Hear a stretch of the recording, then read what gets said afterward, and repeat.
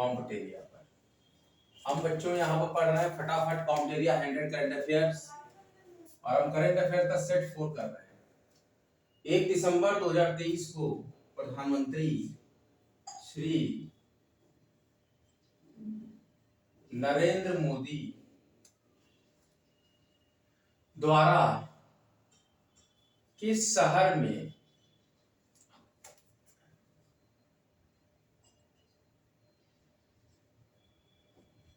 दस 10,000वें जन औषधि केंद्र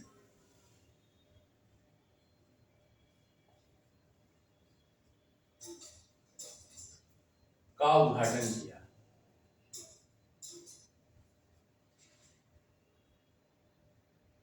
यही लास्ट क्वेश्चन था हमारा 37।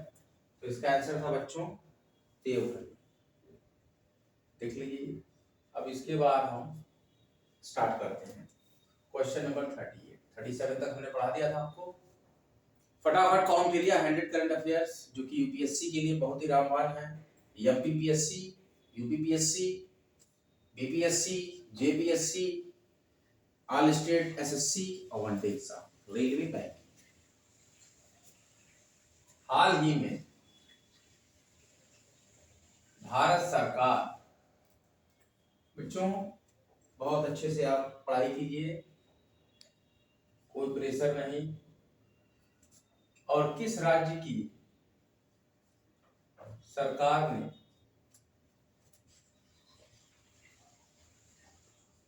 यूनाइटेड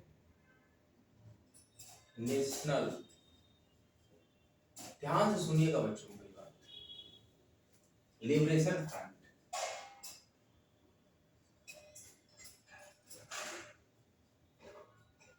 हाल ही में भारत सरकार और किस राज्य सरकार ने United national liberation front UNLF, ध्यान दीजिए बच्चों, के साथ एक शांति समझौता है।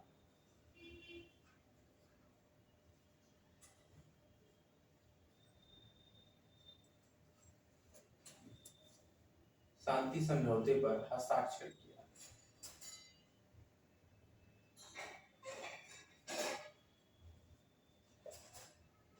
Question number 38 set number 4 current affairs, फटाफट काउंट एरिया 100 करंट अफेयर्स। बच्चों देखिए करंट अफेयर्स की महत्वपूर्ण भूमिका है। 10 सेट हमारे पास है। 11वां सेट जो हमारे पास है वो है यूनियन बजट, जो कि मैं आपको पढ़ा चुका हूँ। 10 सेट में चौथे सेट का विंड में चल रहे हैं हम लोग। क्वेश्चन नंबर 38 है, हाल ही में भारत सरकार और किस राज्य की सरकार ने United national liberation front UNLF के साथ एक शांति समझौता पर हस्ताक्षर किए? इसका सही आंसर बच्चों देखिए है मणिपुर। मणिपुर। क्वेश्चन नंबर 39, आधिकारिक तौर पर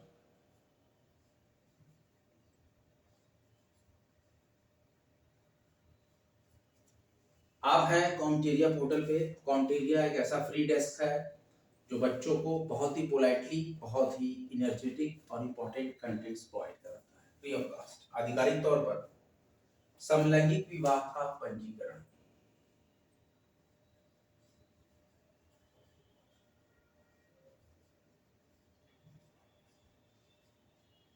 अभी हम इस समय जो सीरीज चला रहे हैं एमपी जनजाति विरासत लोक संस्कृति लोक साहित्य सीरीज है, वो भी एक दिन चल रही है। उसमें ऑब्जेक्टिव क्वेश्चन सेकंड डे हम कर रहे हैं फटाफट count area 100 current affairs set, तो वो चल रहा है अगले दिन। फिर कल एमपी का यूनिट 10, परसों करंट अफेयर्स। इसके बाद बीच में हम यूपी स्पेशल के भी जीके के लाएंगे क्वेश्चन, क्योंकि हमारे पास यूपीपीएससी, यूपीएससी और एमपीपीएससी भी है। 3 एकदम प्रभावशाली एग्जाम है जो लगातार लगे हैं। और विद्यार्थी ध्यान दीजिए, जो बच्चे शिक्षक भर्ती की तैयारी कर रहे हैं वो बच्चे सावधान हो जाएं। शिक्षा सेवा चयन का गठन हो गया है, 12 सदस्यों की नियुक्तियां हो जाएंगी। इलेक्शन का रिजल्ट आने के बाद एग्जाम की डेट आ जाएगी। यूपी पीजीटी और यूपी टीजीटी की एग्जाम की डेट आ जाएगी। जून में डेट आ जाएगी, जुलाई के लास्ट तक एग्जाम हो जाएगा, 100% हो जाएगा। ये न्यूज हमने अपने चैनल कॉम्टेरिया के माध्यम से आपको दिया है, आप देखिएगा, ये फलीभूत होगा। ये जो बात मैं कह रहा हूँ कि जुलाई के लास्ट में एग्जाम हो जाएगा। इसलिए जो भी समय मिला है इलेक्शन के समय, इस समय आप झंडा लेके मत दौड़िएगा, झंडा बैनर लेके मत दौड़िएगा बच्चों, आप पढ़ाई पे ध्यान दीजिएगा। सिर्फ वोटिंग के दिन अपना लोकतंत्र का हक और अपना लोकतंत्र का अधिकार, मताधिकार का प्रयोग कीजिएगा अपने विवेक से। आधिकारिक तौर पर समलैंगिक विवाह का पंजीकरण करने वाला, समलैंगिक मतलब एक ही लिंग, जैसे पुरुष पुरुष और महिला महिला, उसको समलैंगिक बोलते हैं। वो विवाह पहला दक्षिण भारतीय राज्य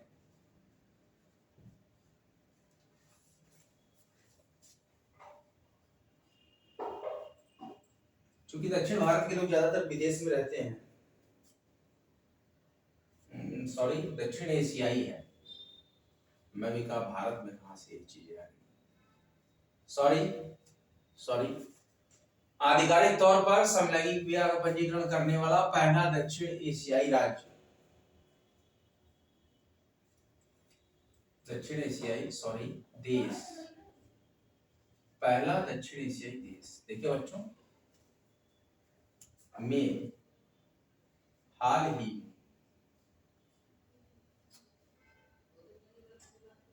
कौन बन गया?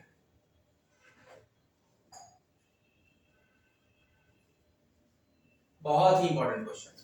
आधिकारिक तौर पर समलैंगिक विवाह का पंजीकरण करने वाला पहला दक्षिण एशियाई देश हाल ही में कौन बन गया? तो देखिए ये देश बन गया है नेपाल। ध्यान दीजिए बच्चों, नेपाल आधिकारिक तौर पर समलैंगिक विवाह का पंजीकरण करने वाला पहला दक्षिण एशियाई देश हाल ही में नेपाल बन गया। क्वेश्चन नंबर 14, हाल ही में लॉन्च किए गए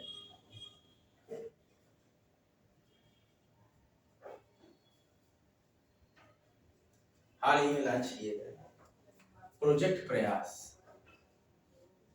के संबंध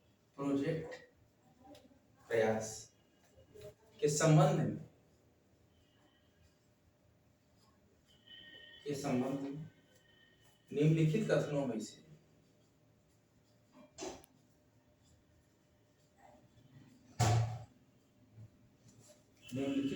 से कौन सा कथन सत्य है?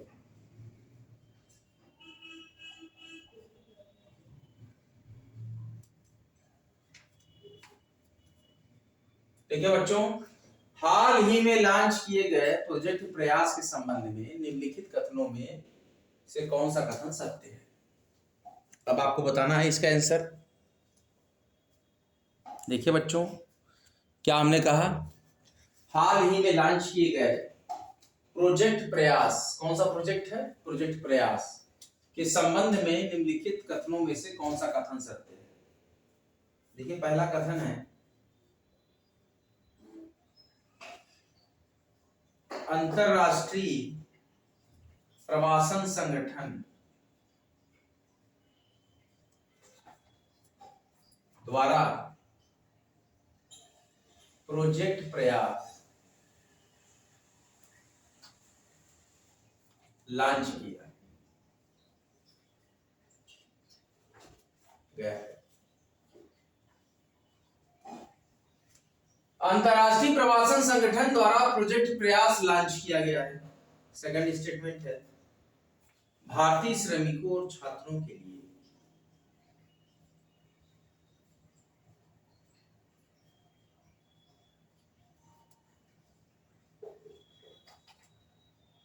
सुरक्षित व्यवस्थित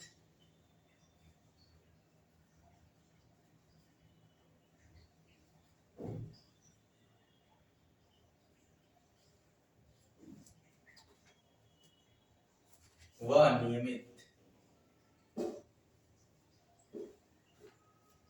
प्रवासन की सुविधा के लिए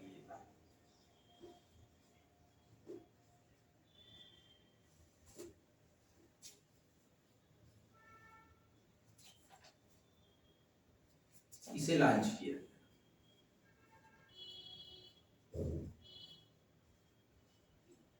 देखिए बच्चों, हाल ही में लॉन्च किए गए प्रोजेक्ट प्रयास के संबंध में निम्नलिखित कथनों में से कौन सा कथन सत्य है? स्टेटमेंट है, अंतरराष्ट्रीय, देखिए बच्चों ध्यान से, अंतरराष्ट्रीय प्रवासन संगठन द्वारा प्रोजेक्ट प्रयास लॉन्च किया गया है। दूसरा स्टेटमेंट कहता है भारतीय श्रमिकों और छात्रों के लिए सुरक्षित, व्यवस्थित और नियमित प्रवासन की सुविधा के लिए इसे लॉन्च किया गया है। किसको? प्रोजेक्ट प्रयास। देखिए बच्चों, प्रोजेक्ट प्रयास। पहला ऑप्शन है केवल एक सही है, दूसरा ऑप्शन है केवल दो सही है, तीसरा ऑप्शन है एक और दो दोनों। ध्यान से देखिए बच्चों, ध्यान से देखिए बच्चों, और चौथा है नन ऑफ दिस में से कोई नहीं। तो देखिए, अंतरराष्ट्रीय प्रवासन संगठन द्वारा प्रोजेक्ट प्रयास लॉन्च किया गया है, बिल्कुल सही। भारतीय श्रमिकों और छात्रों के लिए सुरक्षित, व्यवस्थित और नियमित प्रवासन की सुविधा के लिए प्रोजेक्ट प्रयास को लॉन्च किया गया है, बिल्कुल सही। इसीलिए पहला और दूसरा दोनों स्टेटमेंट करेक्ट है, तो ऑप्शन सी करेक्ट होगा, पहला और दूसरा। Question number 40। बच्चों धीरे धीरे हम 4 सेट कंप्लीट कर लेंगे धीरे धीरे। अब हम कल तक, या हो सकता है आज भी या कल तक, तो एक तरह से हमारे पास मजबूत स्थिति है। 200 प्रश्न पढ़ चुके हैं। 1 जनवरी 2023 से लेके 7 फरवरी 2024 तक हम 200 प्रश्न पढ़ चुके हैं।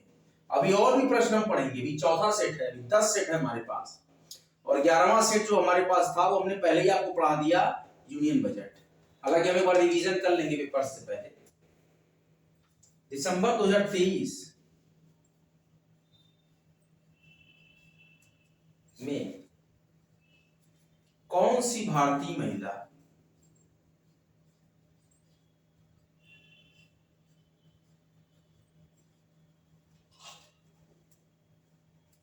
शतरंज खिलाड़ी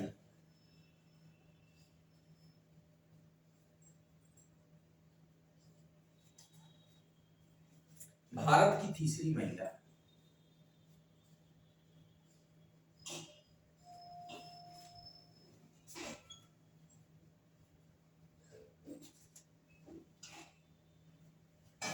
ग्रैंड मास्टर बनी?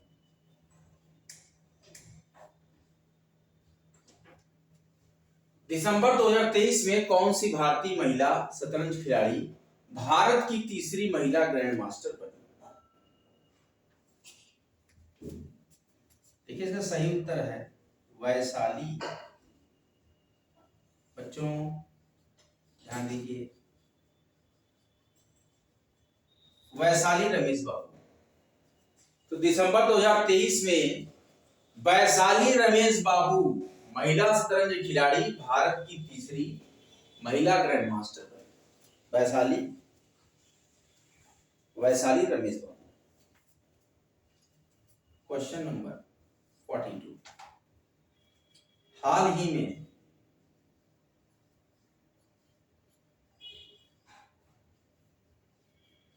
किस राज्य सरकार ने 25 लाख कमजोर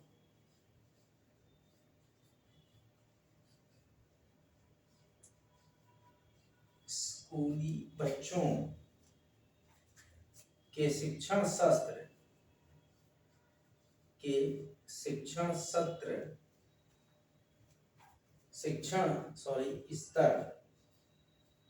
में सुधार, मतलब उनमें इम्प्लीमेंटेशन, उनके एजुकेशन लेवल में इम्प्लीमेंटेशन के लिए,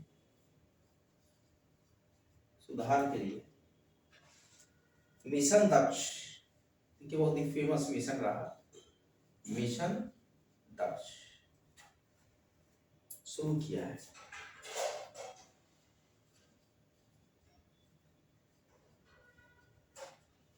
कई काम हुए हैं बिहार में, याद रखिए, बिहार में नीतीश सरकार ने लगातार कई काम किए, वोट बैंक के लिए या जनता की सुविधा के लिए, ये मैं नहीं जानता, लेकिन काम तो कुछ किए होंगे।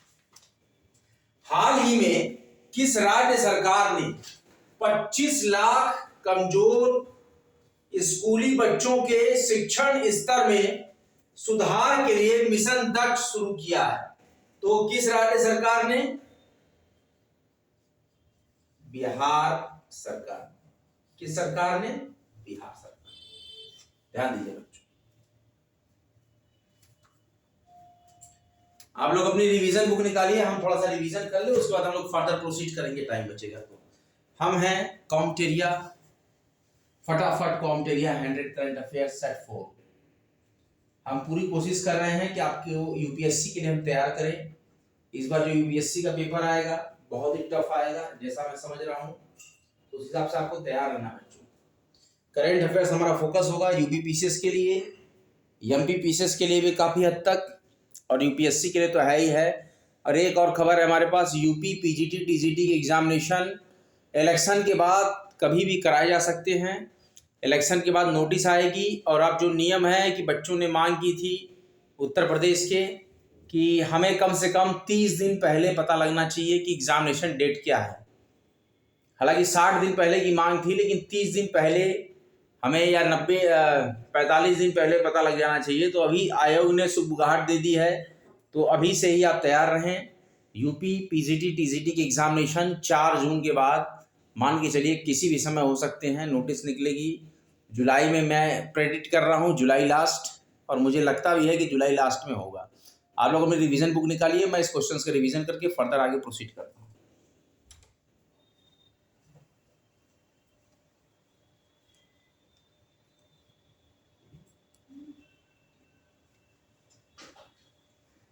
देखिए जो क्वेश्चन है बहुत इंपॉर्टेंट, हम कर रहे हैं फटाफट कॉम्टेरिया 100 करंट अफेयर्स।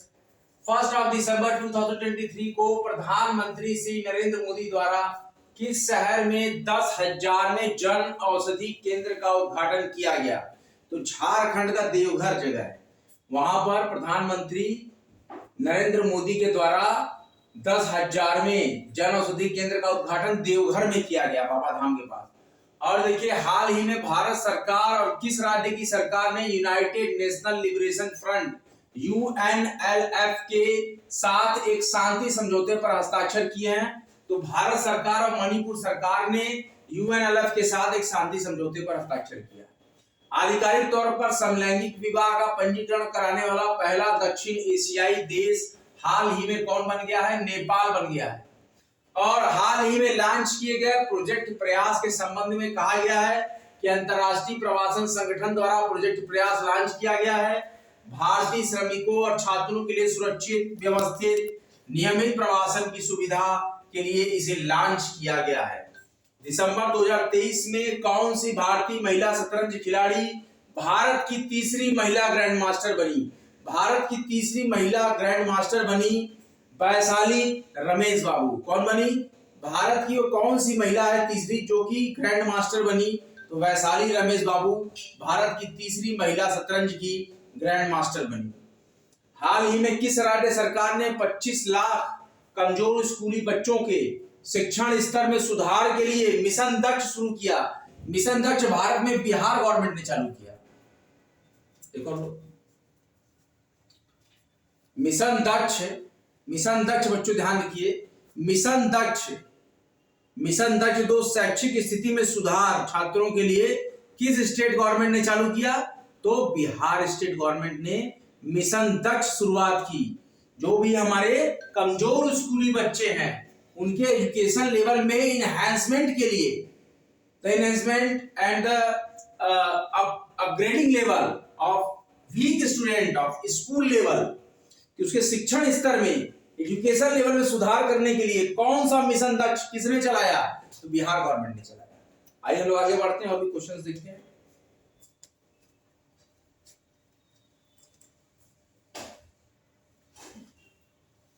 हम लोग बराबर बारंबार रिवीजन करते हैं क्योंकि हम हैं कॉम्टेरियंस। Comtarians never lack of education or knowledge. Comtarians always try to fight with difficulties and achieve their goals. Question number 43. हाल ही में किस देश ने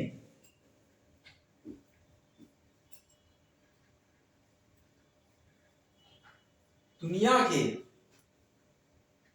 सबसे बड़े परमाणु संयंत्र, ध्यान दीजिए बच्चों, दुनिया के सबसे बड़े परमाणु संलयन, परमाणु संलयन रिएक्टर कौन सा? JT 6 SA का परिचालन शुरू।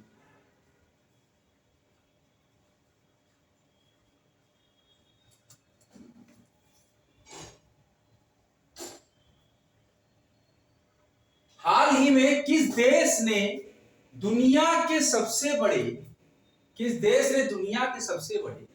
परमाणु संलयन रिएक्टर JT 6 SA का परिचालन शुरू किया? देखिए बच्चों, ये किया है जापान। किसने किया है? जापान देश ने। Listen carefully. 44 इसरो ने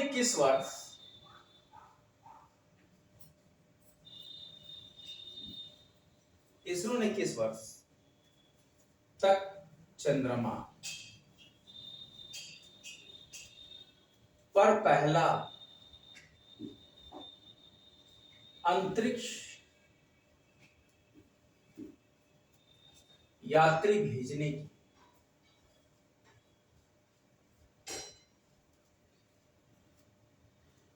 योजना बनाई है?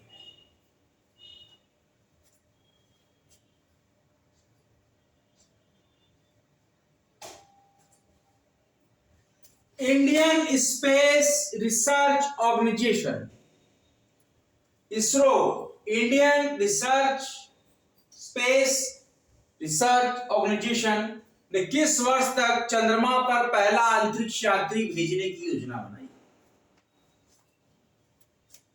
2040 तक। क्वेश्चन नंबर 45 वर्ष 2023 के विश्व एड्स दिवस की थीम है? वर्ष 2023 के विश्व एड्स दिवस की थीम, जो देखिए वर्ष 2023 के विश्व एड्स दिवस की थीम है let communities lead.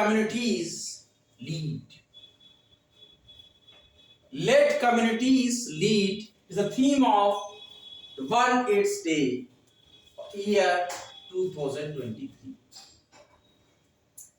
Let communities lead. Let communities lead. Question number 46. International Emmy Award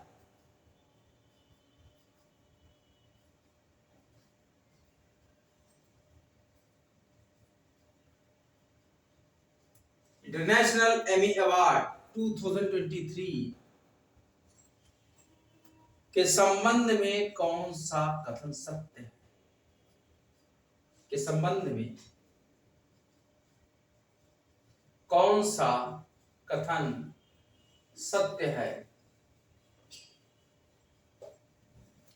international Emmy awards 2023 के संबंध में कौन सा कथन सत्य है? पहला कथन, एकता कपूर को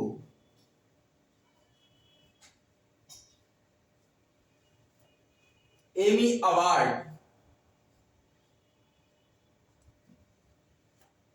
से सम्मानित होने वाली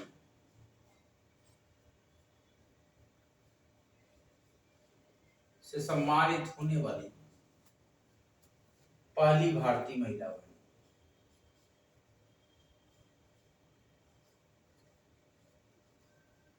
देखिए बच्चों, ध्यान दीजिए, सेकंड स्टेटमेंट रोमन में दिया है, वीरदास को कॉमेडी, वीरदास एक वेब सीरीज आई थी, आपने देखी होगी तो ठीक है, वैसे भी कोई बात नहीं। वीरदास को कॉमेडी फिल्म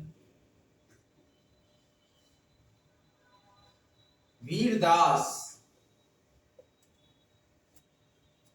लैंडिंग, वीरदास को कॉमेडी फिल्म वीरदास लैंडिंग के लिए एमी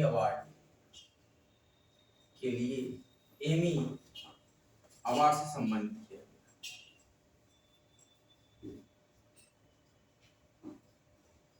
सम्मानित किया गया। स्टेटमेंट पहला कहता है केवल एक सत्य है, स्टेटमेंट ऑप्शन बी कहता है केवल सेकंड सत्य है, ऑप्शन सी कहता है एक और दो दोनों, और ऑप्शन डी हमारा कहता है नन ऑफ दीज। बच्चों देखिए question number 46, international Emmy award 2023 के संबंध में कौन सा कथन सत्य है? एकता कपूर को एमी अवार्ड से सम्मानित होने वाली पहली भारतीय महिला बनी। एकता कपूर एमी अवार्ड सम्मानित होने वाली पहली भारतीय महिला बनी, ठीक है, करेक्ट है। वीरदास और कॉमेडी फिल्म वीरदास लैंडिंग के लिए एमी अवार्ड से सम्मानित किया गया, ये भी करेक्ट है। केवल एक नहीं होगा, केवल दो नहीं होगा, एक और दो दोनों ये होगा। Option C is correct. All statements are correct.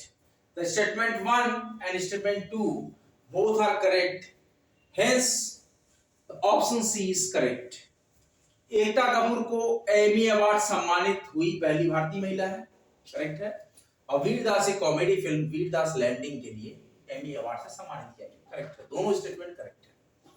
फिर था इसके बाद 45 क्वेश्चन की वर्ष 2023 के विश्व एड्स दिवस की थीम है तो let communities lead. Let communities lead is a theme for 2023 world AIDS day. ISRO ने किस वर्ष तक चंद्रमा पर पहला अंतरिक्ष यात्री भेजने की योजना बनाई है? 2040 तक। हाल ही में किस देश ने दुनिया के सबसे बड़े परमाणु संलयन रिएक्टर JT690SA का परिचालन शुरू किया है? जापान में। बच्चों इस तरीके से आपका जो सेशन रहा बहुत ही इंपॉर्टेंट रहा और इस सेशन में हमने बहुत ही इंटरेस्टिंग फैक्ट्स को पढ़ा। हम यहाँ पे पढ़ रहे हैं बच्चों, ध्यान दीजिए, करेंट अफेयर्स।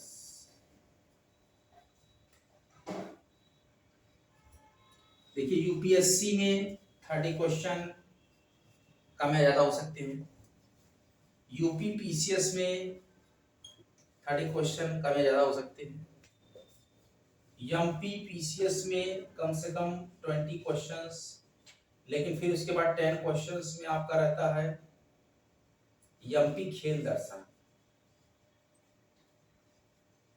एमपी खेल दर्शन भी रहता है। 30 क्वेश्चन एमपी में भी है करंट अफेयर्स के। हालांकि एमपी के एक खेल होते हैं, लेकिन और कुछ नेशनल इंटरनेशनल क्वेश्चन होते हैं कि 10 क्वेश्चन एमपी खेल दर्शन के रखिए, 6 या 7 तो आते ही आते हैं, लेकिन आपको पढ़ के जाना चाहिए एमपी खेल दर्शन अलग से। और बीपीएससी और जेपीएससी के लिए तो रामबाण है करंट अफेयर्स।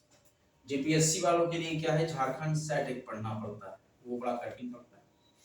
खैर ये हमारा फटाफट कॉम्प्ट एरिया 100 करंट अफेयर्स है। देखिए कुछ वैकेंसी आई है बैंक ऑफ इंडिया में, देख लीजिएगा। बैंक ऑफ इंडिया में लीगल वैकेंसीज आई हैं, लीगल लॉ वालों के लिए, उसको आप लोग देखिएगा। बहुत अच्छी पोस्ट है, मेरे ख्याल से 25 साल से लेके 35 साल तक, 35 इयर्स तक वालों के लिए है। 20 या 25 से 35 इयर्स तक के बच्चों के लिए जॉब है, जो कि लॉ पढ़े हैं, कुछ एक्सपीरियंस भी थोड़ा बहुत मांगा है। बैंक ऑफ इंडिया में अच्छी पोस्ट आई। और राजस्थान पब्लिक सर्विस कमीशन में असिस्टेंट प्रोसिक्यूशन ऑफिसर आई है लॉ के लिए। पहले इसमें एक्सपीरियंस मांगता था, लेकिन बच्चों बहुत ही खुशी की बात है, no experience, law fresh law graduate भी कर सकता है। बहुत ही जल्द हमें पता लग रहा है कि राजस्थान जुडिशियल सर्विसेज के भी फॉर्म आने वाले हैं, और जिन बच्चों ने हरियाणा दिया उसको बहुत बहुत शुभकामनाएं। बहुत ही जल्द रिजल्ट आने वाला है। आप लोग अपनी फाइनल आंसर की भी मिला लीजिएगा। ऑल इंडिया बार काउंसिल के एग्जामिनेशन के जो भी स्टूडेंट हैं वो भी अपनी AIB 18 की फाइनल आंसर की को मिला लीजिएगा और अपना रिजल्ट देख लीजिएगा, स्कोर कार्ड डाउनलोड कर लीजिएगा। इसी तरीके से हम एक चैनल चलाते हैं बच्चों, विधिक चर्चा कॉम्पिटिशन। इस पे मैं Rajasthan excise act 1950, Rajasthan government chapter number 2 of 1950। अभी हम बेयर एक्ट पढ़ा रहे हैं। आपको क्या पढ़ा रहे हैं याद रखिए, बेयर एक्ट, राजस्थान एक्साइज 1950। इसके पहले मैंने rate of counter eviction act 1973 and eviction rule 1976 Haryana पढ़ाया था। उसके पहले पंजाब कोर्ट एक्ट पढ़ाया था। तो इस तरीके से हम बेयर एक्ट्स को पढ़ाते हैं। इसके बाद मैं जुवेनाइल एक्ट पढ़ाऊंगा राजस्थान का, उसके बाद परीक्षा जो आउट होती है उसका एक्ट पढ़ाऊंगा। तो कई बेयर एक्ट्स हम पढ़ाएंगे। धीरे धीरे हम बहुत ही जल्द बेयर एक्ट अपना एक्साइज का खत्म करने वाले हैं। Excise bare act 1950 for Rajasthan AP examination specially. और नए क्रिमिनल लॉज भी मैं परचेस कर लिया हूं। मैं बहुत ही जल्द नए क्रिमिनल लॉज भी आपको, फेसबुक पेज है हमारा ये विधिक चर्चा कॉम्पिटिशन, तो उस पर आप देख सकते हैं। और बच्चों हमारा कॉम्पिटिशन एक फेसबुक पेज है, उस पर सेम लेक्चर अपलोड होगा और कॉम्पिटिशन यूट्यूब चैनल पे भी अपलोड होगा। वीडियो अच्छा लगे वीडियो को लाइक कीजिए, शेयर कीजिए, भारी मात्रा में बच्चों तक बताइए। जो भी जरूरतमंद बच्चे हों, जिनको जरूरत हो फ्री एजुकेशन की, वो कॉम्पिटिशन के साथ जुड़ के लगातार 3.5 सालों से हम अनवरत फ्री एजुकेशन प्रोवाइडर रहे हैं। We have enhanced